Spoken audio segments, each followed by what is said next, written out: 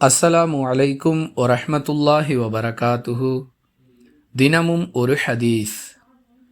இஹ்ராம் அணிந்திருந்த நிலையில் ஒரு மனிதருடைய ஒட்டகம் அவருடைய கழுத்தை முறித்து கொன்றுவிட்டது.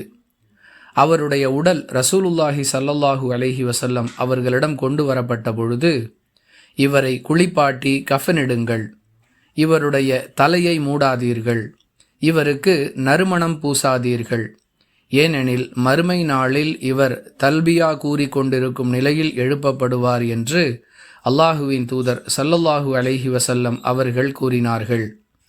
அறிவிப்பவர் இப்னு அப்பாஸ் ரதியல்லாஹு அன்ஹு. நூல் புகாரி, ஹதீஸ் எண் 1839.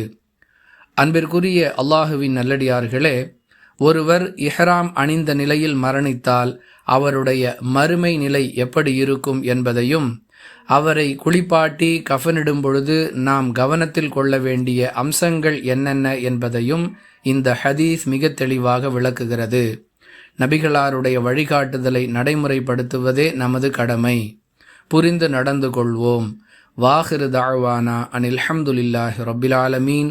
அஸ்ஸலாமு அலைக்கும் வரஹ்மத்துல்லாஹி வபரகாத்துஹு.